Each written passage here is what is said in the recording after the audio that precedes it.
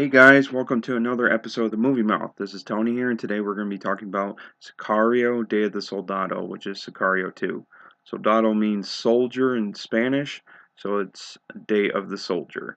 Now, I was excited to see this movie because I'm a big fan of narco trafficking shows and movies like Narcos on Netflix, or even the first Sicario.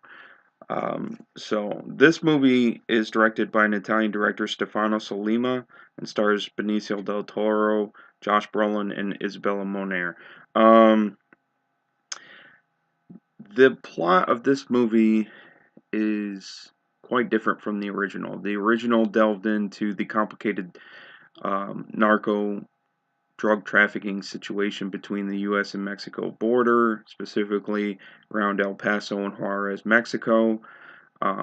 This movie, even though it has some of the same characters, specifically Josh Brolin's character Matt Garner and Benicio del Toro's character Alejandro, it more involves another complicated situation on the U.S.-Mexico border, but it's human trafficking and the migrants that come up across the border into the United States. And in this movie, the cartels in Mexico are smuggling terrorists across the border, which at the beginning of the film commit a terrorist attack in, I think it was Kansas City at some store. So the U.S. government green lights Josh Brolin's character Matt Garner to um, basically seek revenge or start a war in Mexico.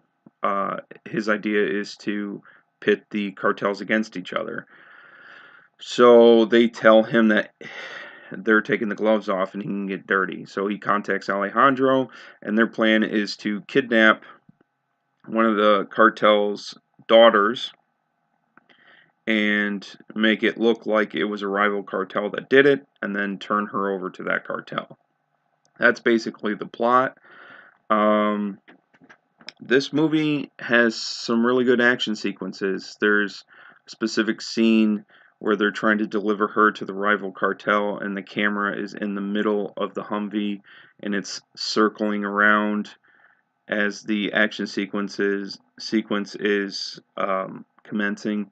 And then another scene is when the cartel daughter is kidnapped.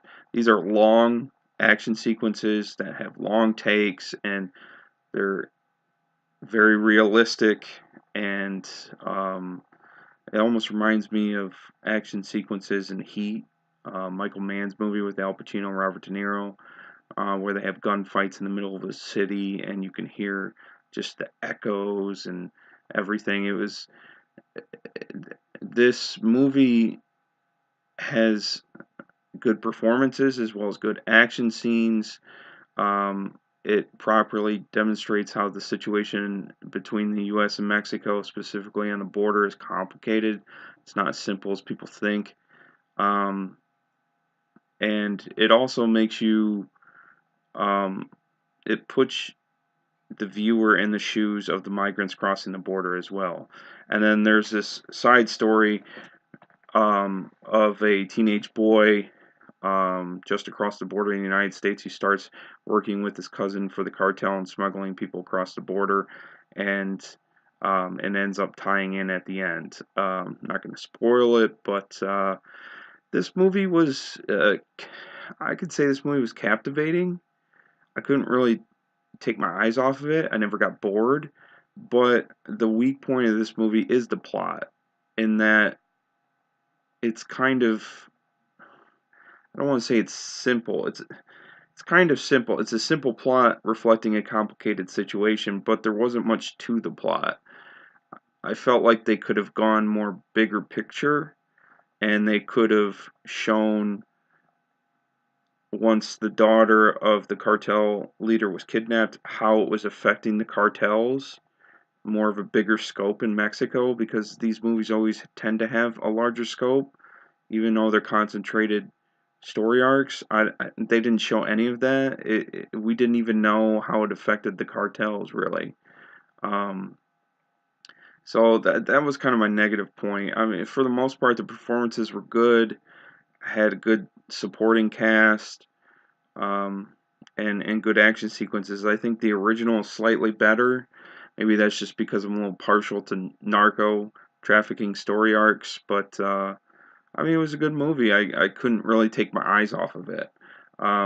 I thought the ending was a little cheap, though. I'm not going to describe what happens, but it's almost everything because of sequels and remakes and prequels and cinematic universes. You always have to leave room for sequels constantly.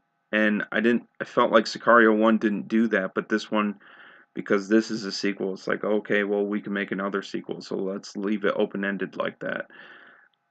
So that kind of bothered me as well. I thought the first one was you know, an independent film on its own, and this one isn't as much. So, but overall, it was a pretty good movie. I would probably give it a 6.5 out of 10, somewhere in that range. Um, Mostly because of the acting and the action sequences, but yeah, the story was a little laxing. So, but if you're into these sort of movies, like Narcos, season 4 of Narcos is going to take place in Mexico. I don't know if it's going to involve Juarez cartel or the Guadalajara cartel, but it's going to delve into that. But I think it takes place in the 80s. But if you're a fan of that sort of stuff, you would definitely like this movie. Um, Otherwise, some people were a little squeamish to hyper realistic action sequences and might um, stay away from this because, um, even though this is a film, it reflects modern day situations that are realistic, and a lot of the stuff in this could happen. So I specifically thinking the terrorist attack at the beginning of the movie, that was a little unnerving to watch, even though it was in a movie, just because of all the terrorist attacks that have happened throughout the world in the last 20 years or whatever. So, and school shootings and stuff like that, it was a little unnerving. But so I know it's just a movie, but anyways, if you um like what you hear, be sure to like, subscribe, comment on the video, and stay tuned for more movie reviews from the Movie Mouth. See you guys. See ya.